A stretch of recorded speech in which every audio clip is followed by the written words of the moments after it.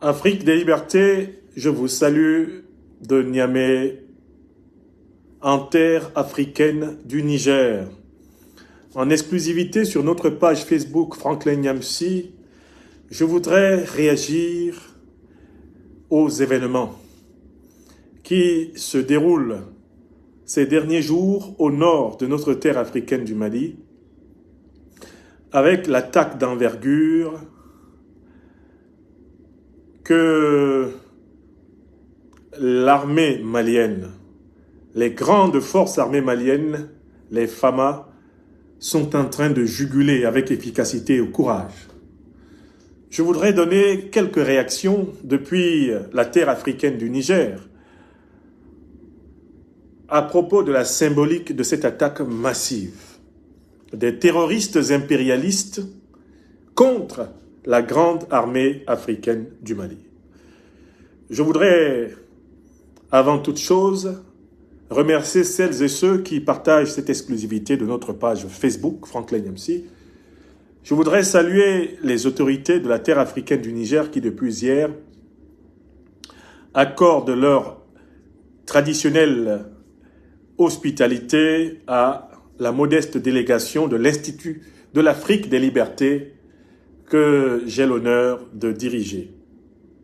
Depuis hier, en effet, à la tête de cette délégation, invitée par les plus hautes autorités nigériennes, à la tête desquelles son Excellence, le général de brigade Abdourahmane Tiani, président de la transition du Niger, chef de l'État, et tous ses compagnons du Conseil national de sauvegarde de la patrie, nous sommes venus soutenir le grand peuple africain du Niger dans les commémorations de son indépendance, de sa souveraineté retrouvée. Et c'est donc du cœur de la terre africaine que je vous parle en ce jour du mardi 30 juillet 2024. Et je compte sur chacune et chacun d'entre vous pour relayer cette émission qui, pour le moment, est en exclusivité sur notre page Facebook. La symbolique géostratégique et géopolitique de l'attaque massive des terroristes impérialistes contre la grande armée africaine du Mali ces derniers jours. Mes chers amis, oui, je voudrais continuer à remercier ma terre africaine, le peuple des Nigérois et des Nigériennes qui, partout où ils me rencontrent dans cette capitale, me réservent l'accueil de la reconnaissance, de l'amitié, de la fraternité qui doit caractériser toute l'Afrique. L'Afrique des libertés, l'Afrique souveraine. Bien sûr, beaucoup de mes détracteurs sur les réseaux sociaux se sont spécialisés dans la critique qui consiste à dire « Venez en Afrique sur le terrain ». Comme s'il y avait, parmi ceux qui me font cette critique, beaucoup de gens qui connaissent l'Afrique comme moi. J'en ai visité 30 pays. Je suis connu dans tout le continent, du nord au sud, de l'est à l'ouest, en passant par le centre et les diasporas. Et je n'ai jamais hésité à être sur le terrain, partout où les peuples, les circonstances et les autorités bienveillantes le permettent. Car à l'impossible, nul n'est tenu. Me voici donc au cœur de l'Afrique, au Niger. Et ce n'est pas la première fois. Ce n'est pas la première fois qu'on me retrouve au Cameroun, qu'on me retrouve au Mali, qu'on me retrouve en Côte d'Ivoire, qu'on me retrouve au Niger, qu'on me retrouve au Burkina Faso. Ce n'est pas la première fois qu'on me retrouve en République démocratique du Congo. J'ai l'Afrique chevillée au corps. Je suis un Africain, au sens noble du terme, de ceux-là qui ne regardent aucune Africaine, aucun Africain à partir des frontières héritées de la barbarie négrière et de la barbarie coloniale. Je fais partie de ceux-là qui regardent tout le peuple africain comme un seul peuple citoyen. Et par conséquent, qui considèrent que nous avons une lutte fondamentale, transnationale, une lutte continentale, une lutte mondiale, une lutte panafricaine à mener, celle de l'émancipation de l'homme, de la femme noire, sur tous les continents, afin de mettre fin à l'infecte, à l'abjecte abomination de la traite négrière, de la barbarie coloniale, des barbaries néocolonialistes et impérialistes. Nous devons nous regarder comme Africains, comme Africaines, et nous devons nous défendre comme tels, où que ce soit sur la planète, afin que plus jamais l'apparence physique ne soit servie, utilisée comme prétexte pour les spoliations, les discriminations. Car, en fait, tous les hommes, tous les êtres humains se valent du point de vue de la création. Ce sont les œuvres qui les distinguent.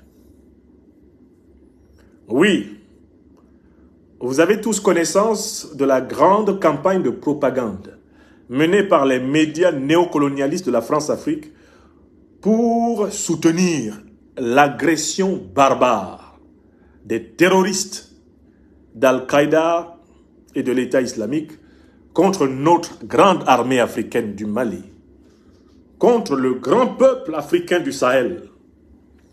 Oui, ils se sont tous alignés. Jeune Afrique, TV5, France 24, RFI, font tous leur chou gras. Ils font tous leur chou gras de toutes les attaques barbares que les terroristes, impérialistes,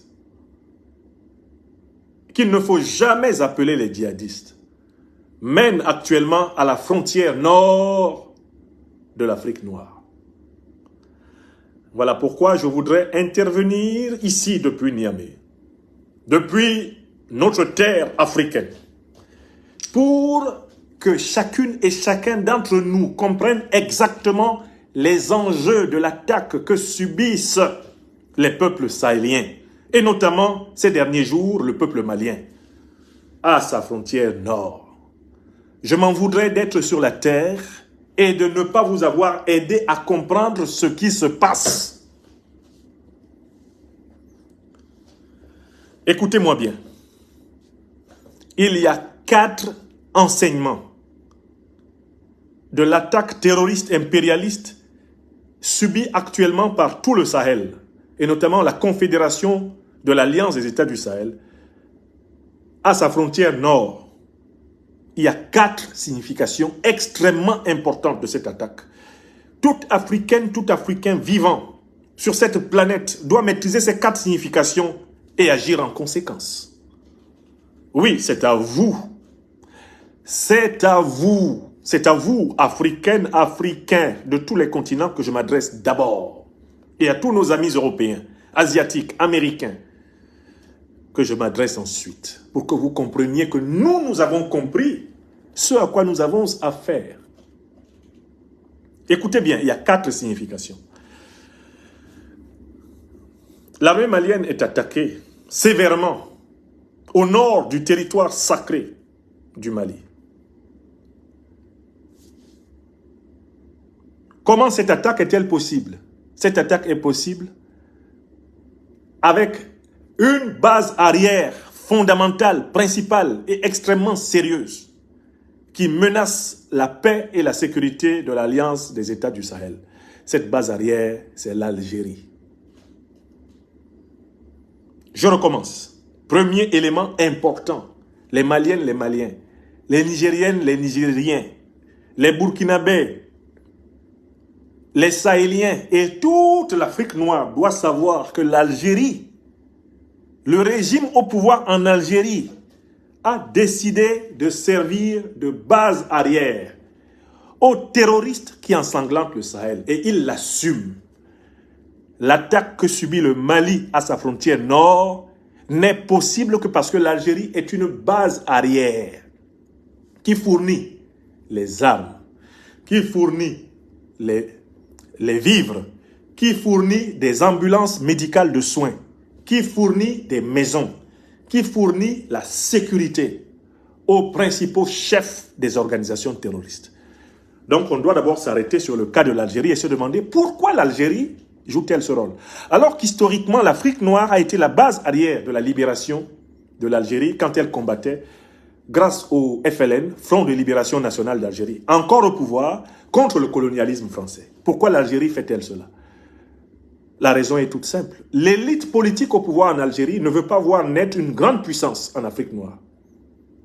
Une grande puissance en Afrique noire est pourtant possible parce que le sous-sol du Mali, du Niger et du Burkina Faso est riche de pétrole, est riche d'eau, est riche d'uranium, de manganèse, et que si la confédération des États du Sahel passe à la fédération, la plus grande puissance africaine du 21e siècle sera la fédération sahélienne.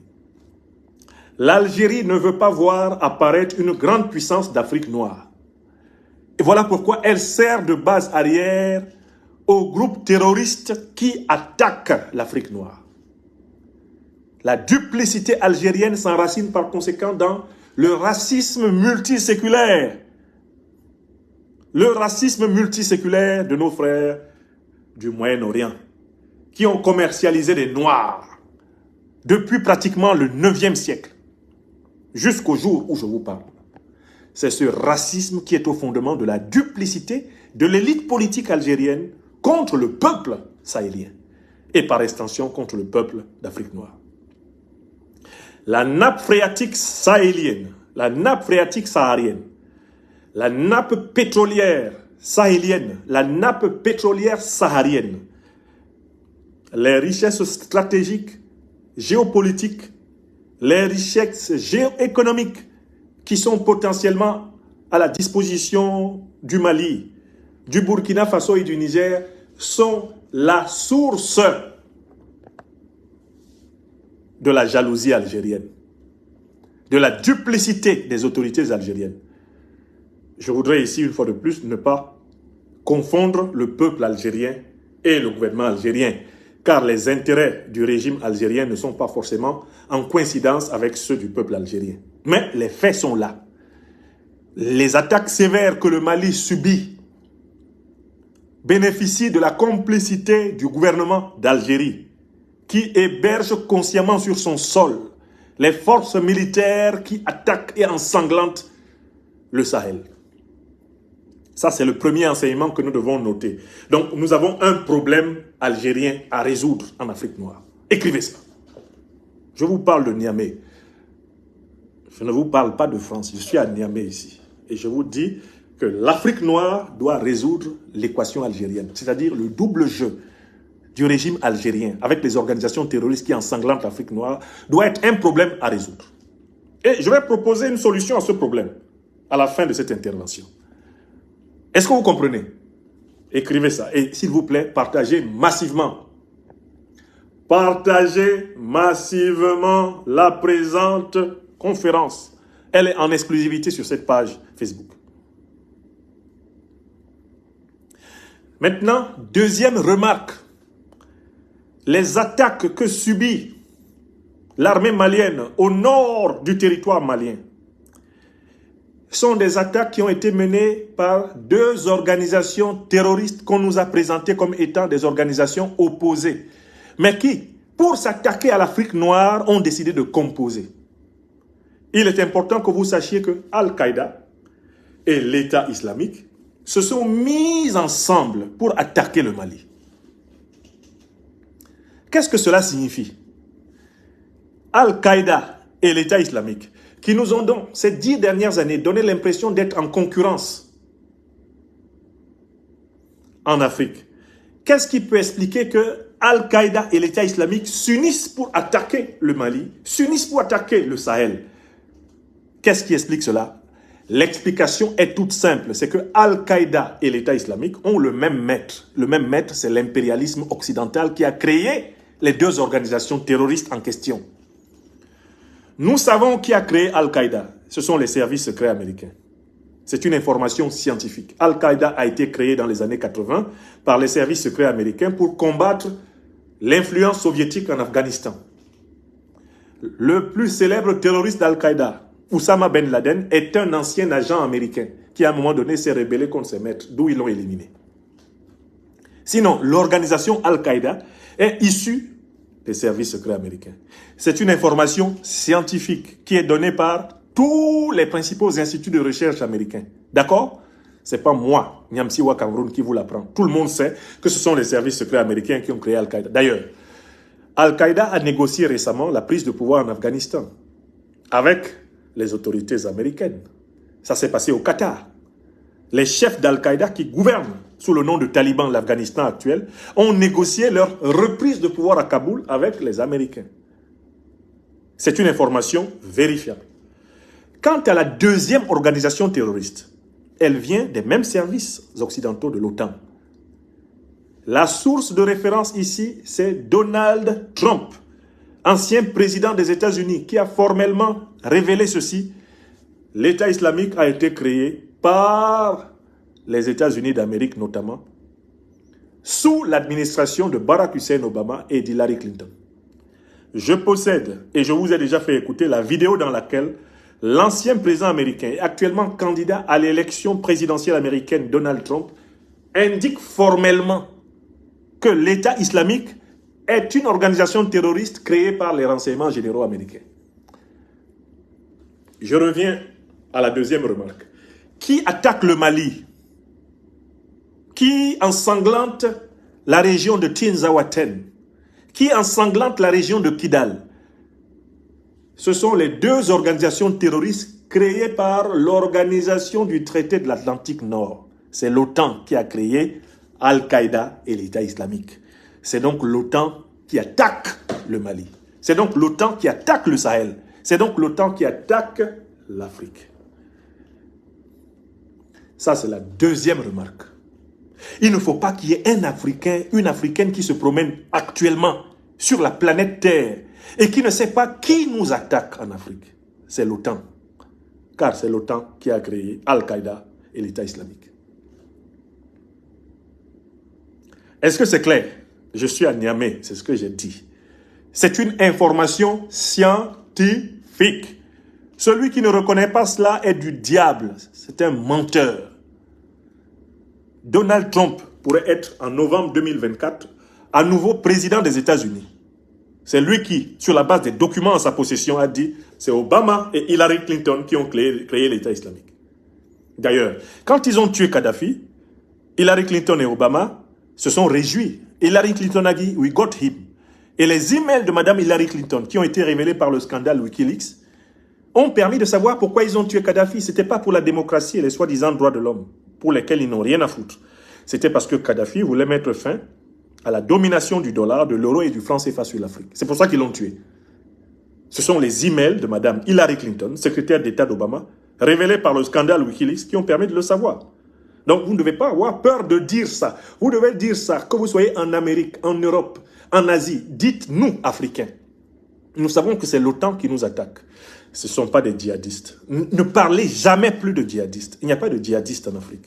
Il y a des terroristes armés par l'OTAN pour déstabiliser l'Afrique. Voilà les faits. Et il n'y a que les lâches, ceux qui laissent mourir les innocents à travers toute l'Afrique, qui ne peuvent pas répéter ce que je viens de dire. C'est une information scientifique. Nyamsi n'a rien inventé. Donald Trump est vivant. D'ailleurs, on comprend pourquoi on lui a tiré dessus. Trump, à cause de toutes les vérités qu'il dit. C'est pour ça qu'on lui a tiré dessus, on voulait le tuer. Parce que s'il gagne l'élection présidentielle américaine, il va mettre fin au business de la guerre. dont vivent ceux qui attaquent l'Afrique. Est-ce que vous comprenez? Ça, c'est la deuxième chose. On sait pourquoi Al-Qaïda et l'État islamique se sont unis. On sait pourquoi ils se sont unis pour attaquer le Mali. C'est parce qu'en fait, ils ont le même maître. Yamewa. Nyamboumame. Ils ont le même maître. Le même maître. C'est la même alliance qui a saccagé la Libye. C'est la même alliance qui a tué Kadhafi. C'est cette alliance qui attaque le Mali, qui attaque le Burkina, le Niger, le Cameroun, le Tchad, le Nigeria, le Bénin, le Togo, la Côte d'Ivoire, le Ghana. C'est la même alliance qui attaque la République démocratique du Congo, le Mozambique, le Soudan. C'est la même alliance. Et Il faut considérer que toute Africaine, tout Africain qui sait cela et qui ne proteste pas est maudit. Il se maudit lui-même. Tout Africain qui sait cela et qui ne proteste pas. Nous savons qui nous attaque. Ce ne sont pas des djihadistes, ce sont des terroristes au service de l'impérialisme. On veut recoloniser l'Afrique par tous les moyens possibles. On a inventé le djihadisme pour cacher le plan impérialiste de l'OTAN. Nicolas Sarkozy de Nagui Bokcha, l'un des acteurs de la barbarie de 2011 contre l'Afrique, a avoué que l'Occident était la partie du monde la plus barbare et la plus sauvage. Vous avez la vidéo, oui ou non? Il a bien dit, ce n'est pas l'Afrique, ce n'est pas l'Asie, c'est l'Europe. Ça, c'est Nicolas Sarkozy de Nagui Bokcha, grand barbare quand il était président de la République française et aujourd'hui poursuivi pour toutes ses frasques. Qui reconnaît cela? Ce n'est pas moi. Vous connaissez ma méthode, on m'appelle le docteur des preuves. Je mange mon piment dans leur bouche. Mon seul défaut, c'est que je suis documenté. Quand je formule une accusation, sois calme, j'ai les preuves. Je suis comme l'aveugle du proverbe. Quand je te dis de faire attention, c'est que mon pied est posé sur un caillou. Vous comprenez? Je vous ai donné 2 preuves. Je passe à la 3e preuve. 3e élément important, l'attaque au nord du Mali. Comment cette attaque a-t-elle été possible? Cette attaque contre l'armée malienne a été favorisée par le fait qu'ils ont profité des événements météorologiques. Les terroristes impérialistes ont vu se lever une tempête de sable et à l'occasion de la tempête de sable en ont profité pour harceler, encercler, comme nous l'ont révélé les services de communication des FAMA, encercler l'armée malienne et les alliés de la libération de l'armée russe qui, aux côtés de l'armée malienne, se battent pour l'autodétermination de l'Afrique. Donc, l'élément météorologique a joué un rôle clé dans les événements tragiques qu'on connaît au nord du Mali. Ça, c'est le 3e facteur. Il faudra qu'on réfléchisse sur cet élément météorologique et qu'on se pose des questions sérieuses sur la manière dont nous devons anticiper partout en Afrique sur ce type de situation. Enfin, il y a un 4e point qui est extrêmement important. Il se concentre sur le Mali. Pourquoi? Mais parce que le Mali préside actuellement la confédération de l'Alliance des États du Sahel. Le président malien, son Excellence Assimi Goïta, est le président de la confédération de l'AES. On a décidé de saigner violemment le Mali. Pourquoi? Parce que le Mali est l'inspirateur de la triple révolution sahélienne. C'est le Mali qui a ouvert la voie à la révolution de ce 21e siècle. C'est le président Assimi Goïta et ses compagnons du CNT qui ont montré le chemin, aux Africains. Est-ce que vous comprenez?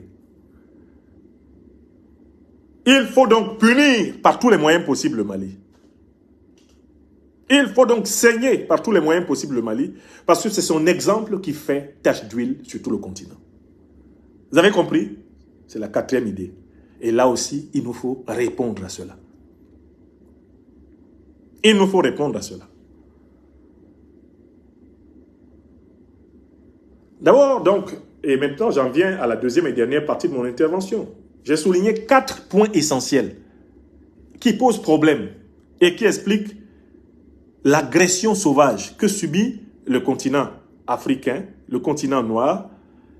Maintenant, je voudrais proposer mes solutions. Car je ne suis pas quelqu'un qui pense uniquement en termes de dénonciation, je suis quelqu'un qui pense toujours en termes de solutions. Je ne critique rien sans proposer comment résoudre le problème. Je ne suis pas simplement un intellectuel de diagnostic, je suis un intellectuel thérapeutique. Je propose le médicament. On va commencer par le premier point. L'Algérie est la base arrière à partir de laquelle le Mali a été attaqué. Vous êtes tous d'accord avec ça? L'attaque contre le Mali a conduit à la mort non seulement de soldats maliens, mais également de soldats russes. Vous êtes d'accord avec ça? L'armée algérienne, le régime, le gouvernement algérien devient désormais responsable de la mort de soldats russes venus soutenir le peuple malien dans sa lutte d'autodétermination. Vous êtes d'accord avec ça? Par conséquent, la Fédération de Russie doit considérer que l'Algérie tue ses soldats au Mali. Et elle doit placer l'Algérie, l'armée algérienne, devant ses responsabilités. Ça, c'est le premier médicament. J'appelle les autorités maliennes à demander aux autorités de la Fédération de Russie de placer l'Algérie devant ses responsabilités. Veut-elle affronter l'armée russe? L'Algérie veut-elle porter la responsabilité de tuer des soldats russes venus assister le peuple malien pour la lutte d'indépendance, pour laquelle le Mali a servi de base arrière au Front de libération nationale de l'Algérie? Je dis bien que le médicament de l'Algérie, c'est la réponse de l'allié principal du Mali, la Russie. Et je ne m'étonne pas qu'il y ait eu une délégation de la Fédération de Russie en Algérie la semaine passée. De cela, je peux déduire que la délégation de la Fédération de Russie en Algérie est allée dire aux Algériens: vous êtes en train de participer à des opérations avec les deux organisations terroristes de l'OTAN pour tuer nos soldats aux côtés des soldats maliens. Est-ce que vous êtes prêts à nous affronter? Oui, c'est la question qu'il faut poser à Abdelmajid Tebboune. Tebboune, est-ce que vous êtes prêt à affronter l'armée malienne, l'armée nigérienne, l'armée burkinabé et l'armée russe? Est-ce que vous êtes prêt à cela? Parce que ce que vous êtes en train de faire au nord du Mali n'est rien d'autre qu'une attaque contre une coalition qui est composée de ces quatre armées. L'armée malienne, l'armée burkinabé, l'armée nigérienne et l'armée russe. L'Algérie est-elle prête à combattre la coalition de la Fédération des États du Sahel en plus de l'armée russe? C'est cette question que la diplomatie russe est allée poser à Abdelmajid Tebboune. La réponse du FLN va déterminer la réplique de la coalition. Donc moi j'ai confiance. Dans le rapport de force, l'OTAN ne pourra pas sauver le régime algérien. Si le régime algérien de Tebboune persiste à vouloir déstabiliser l'Afrique noire pour le compte de l'OTAN, il va tomber. Je recommence une deuxième fois. Si le régime du FLN, que l'opposition algérienne n'a pas pu vaincre, persiste dans sa duplicité contre le Sahel et contre l'Afrique noire, il va faire face à l'alliance de la Confédération des États du Sahel avec la Russie, la Chine, et il va tomber. On est quand aujourd'hui? On est le 30 juillet 2024. Écrivez ça. Le médicament de l'Algérie, c'est l'alliance de l'AES, plus la Russie, la Chine et l'Iran. Le régime FLN a commencé ces derniers jours. Les événements du nord du Mali annoncent la fin du régime FLN. Parce qu'il ne sera pas sauvé par l'OTAN. L'OTAN ne protège jamais ses proxys. Quand ça chauffe, les impérialistes, les néocolonialistes de l'OTAN se cachent. Parce que eux, ils comptent leurs morts. Alors que les morts noirs et les morts arabes, ils s'en foutent. Voilà le premier problème. Deuxième élément important. L'attaque a été faite par Al-Qaïda et l'État islamique. Al-Qaïda et l'État islamique se mettent ensemble pour combattre la confédération de l'Alliance des États du Sahel pour combattre le Mali. Maintenant, on sait qui est leur maître. Mais les événements qui se déroulent au nord du Mali vont précipiter des ruptures diplomatiques sévères avec tous les pays de l'OTAN. Mais les pays de l'OTAN se préparent à être chassés d'Afrique noire. Je recommence une deuxième fois. Maintenant que les Africains savent qui les attaque, qui est derrière Al-Qaïda et l'État islamique, qui est leur maître, les Africains vont être obligés d'aller à des ruptures sévères. Parce que cette logique de la duplicité qui consiste à utiliser Al-Qaïda et l'État islamique pour tuer les Africains, elle a pris fin. Maintenant, les Africains savent. Voilà pourquoi les Africains récusent le concept de djihadiste. Nous ne sommes pas attaqués par des djihadistes. Nous sommes attaqués par des terroristes armés par les puissances impérialistes occidentales et moyen-orientales. Voilà la vérité. Par conséquent, toute puissance qui fait de la duplicité, c'est-à-dire qui d'un côté arme Al-Qaïda et l'État islamique contre nous en Afrique, mais cette puissance va devoir plier bagage, pas simplement militairement. Elle va plier bagage diplomatiquement. La continuation de cette logique de duplicité et de guerre contre l'Afrique noire risque d'entraîner une rupture diplomatique. Je dis bien rupture diplomatique. Jusqu'ici, c'était une rupture de la coopération militaire.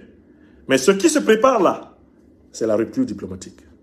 Et les pays de l'OTAN porteront entièrement la responsabilité de cette rupture.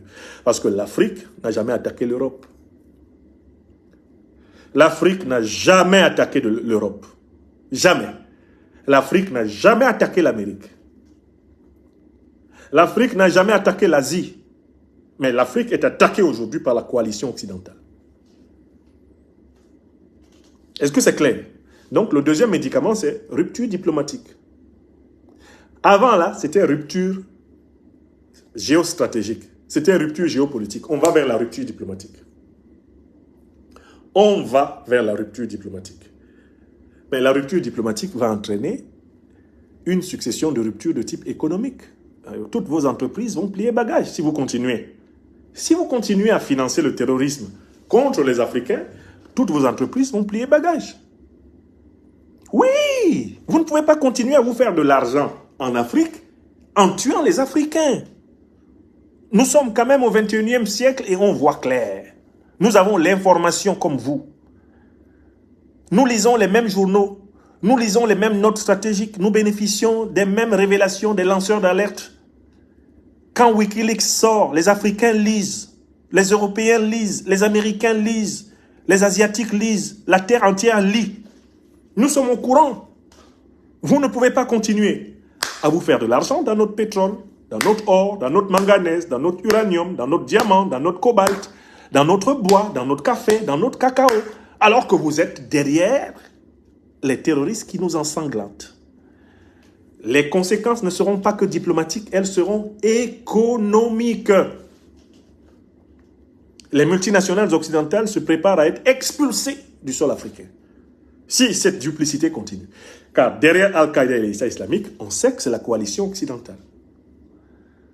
C'est une vérité scientifique. Les conséquences vont être diplomatiques et économiques. D'autant plus que l'Afrique exige la réparation du crime négrier, du crime colonial. Vous n'avez pas encore payé. Que déjà vous commettez en plus le crime terroriste. L'Afrique exige la réparation. Et qui dit réparation dit espèces sonnantes et trébuchantes permettant aux générations actuelles de vivre une vie autre que celle que vous avez imposée aux générations anciennes. Est-ce que c'est clair? Je vous ai dit que je parle en donnant des solutions.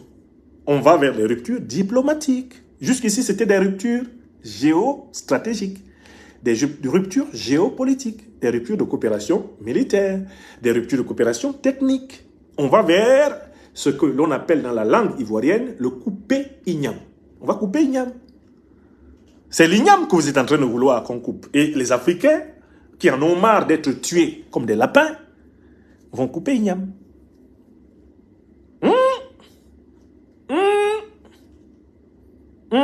Ça suffit maintenant. Je passe à un autre niveau. C'est la question de la solidarité. On attaque le Mali. Et les premiers pays concernés sont bien sûr ceux de la Confédération de l'Alliance des États du Sahel. Car en vertu des accords militaires qui lient désormais ces trois pays, le Mali, le Burkina et le Niger, quand on attaque le Mali, c'est le Burkina et le Niger qu'on a attaqué. Mais ce que les Africains ne voient pas, c'est que la Confédération de l'Alliance des États du Sahel est la muraille. C'est la forteresse protectrice de toute l'Afrique noire. C'est toute l'Afrique subsaharienne qui est attaquée à travers le Mali, le Burkina et le Niger. C'est le bouclier de la civilisation négro-africaine qui est attaqué. Par conséquent, il doit y avoir une alerte générale des peuples noirs. Il doit y avoir une alerte générale de tous les pays d'Afrique subsaharienne. Car si le Mali, le Burkina et le Niger, c'est-à-dire la forteresse de l'Afrique noire, s'effondre, c'est terminé pour les Africains. Ils vont devenir tous des déportés sur la terre. Les Africains vont tous devenir des exilés sur la terre. Et c'était le plan de l'OTAN. En attaquant Kadhafi, en détruisant la Libye en 2011, l'OTAN voulait provoquer un ébranlement du Sahel, un ébranlement du Golfe de Guinée, un ébranlement de l'Afrique centrale. L'OTAN voulait faire de nous, les Africains, tous des exilés, des déportés sur la terre. Et cela correspond à ce que disait le raciste Forster, premier ministre sud-africain, Il disait que l'Afrique sera un paradis pour l'Occident lorsqu'elle sera débarrassée des Africains.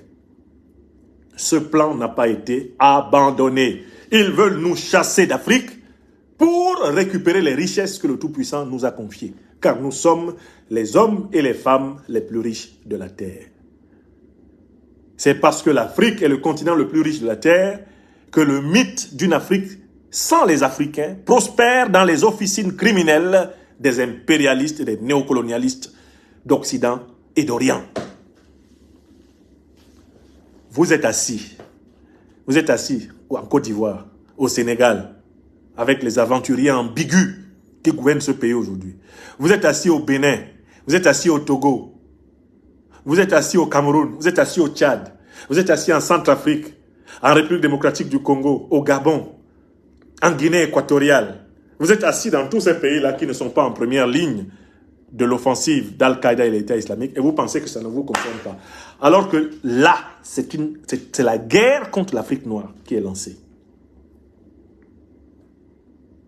Ils veulent que nous, les Africains, nous soyons des exilés, des réfugiés, des boat people, que nous soyons des naufragés de la terre, et que eux, ils exploitent notre continent et en fassent leur paradis. C'est ce que disait Forster. Et la stratégie de déstabilisation engagée par l'OTAN en Libye en 2011 n'est rien d'autre qu'une stratégie de déportation des Africains hors de l'Afrique. Ce sont eux qui provoquent toutes les guerres, qui chassent les Africains d'Afrique.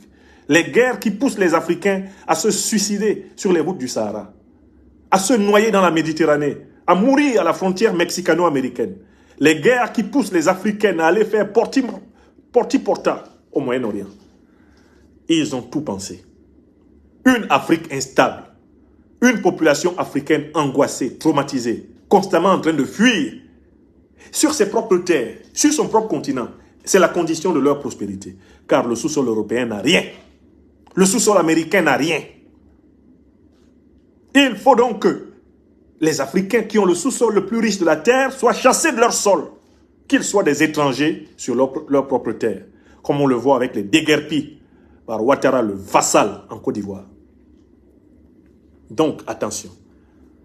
Afrique, c'est une guerre qui est déclarée contre toi. Pendant que tu penses que c'est une affaire entre le Mali et les soi-disant djihadistes, Afrique, c'est toi qui es attaqué.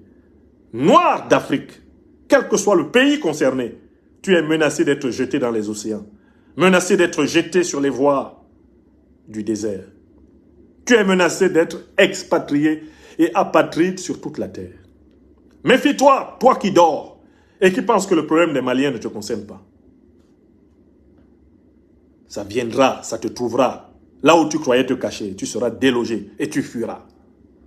Voilà pourquoi il faut appeler à une vaste solidarité des peuples d'Afrique noire, des gouvernements d'Afrique noire, avec l'Alliance des États du Sahel, qui est le bouclier de protection de l'Afrique noire. Est-ce que c'est clair? Enfin, je viens à une cinquième et dernière idée.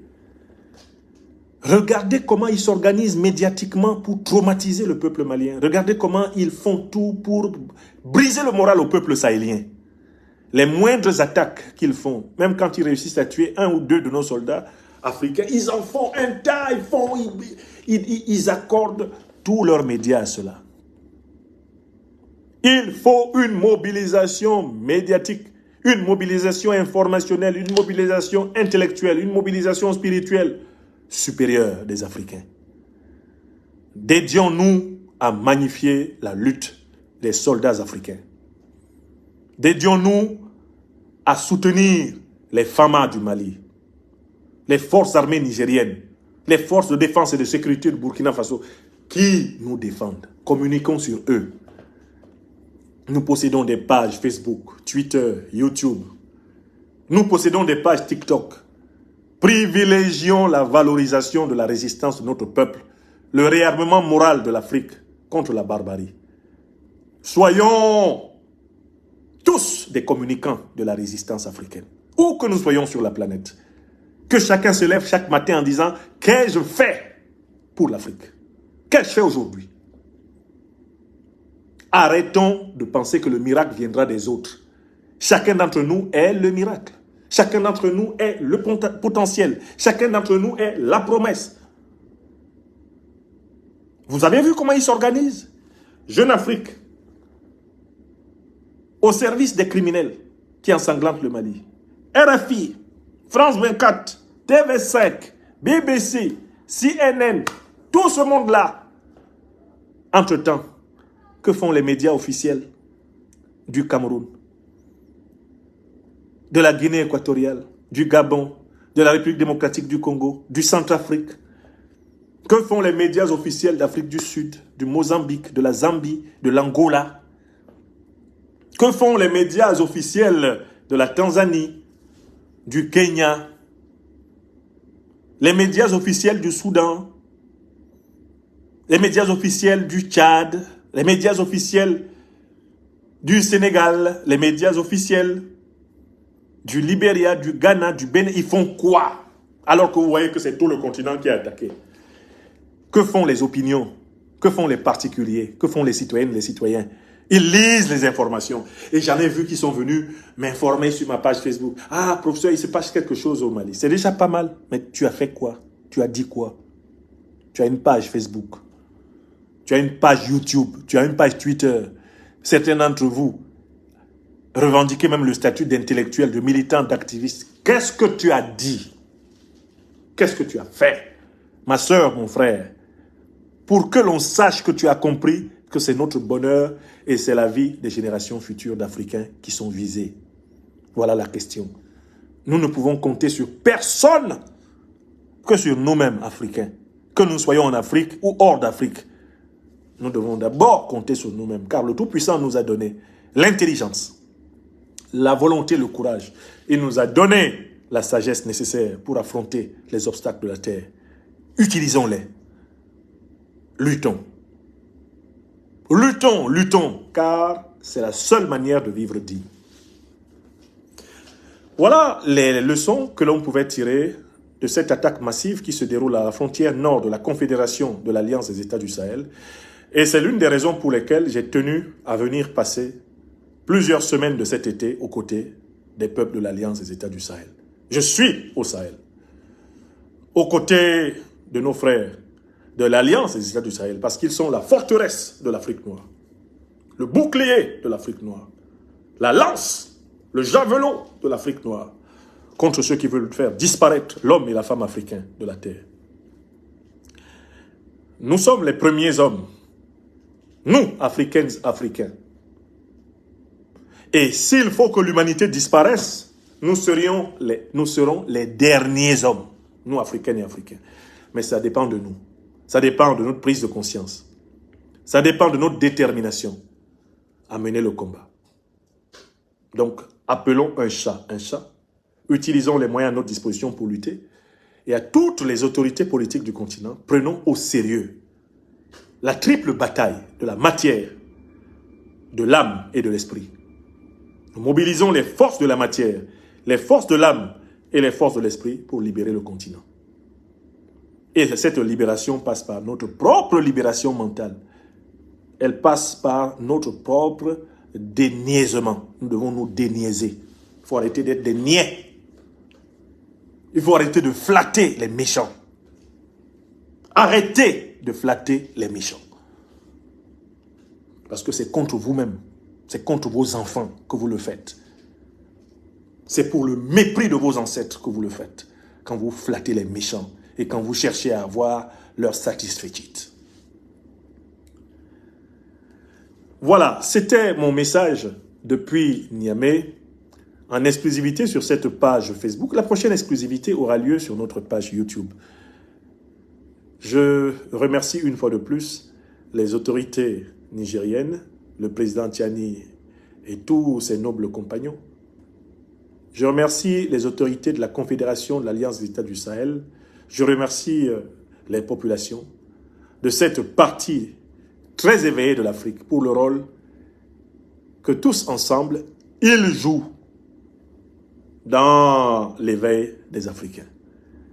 Et c'est avec beaucoup de joie que j'apporte ma modeste contribution avec l'Institut de l'Afrique des Libertés à cette œuvre.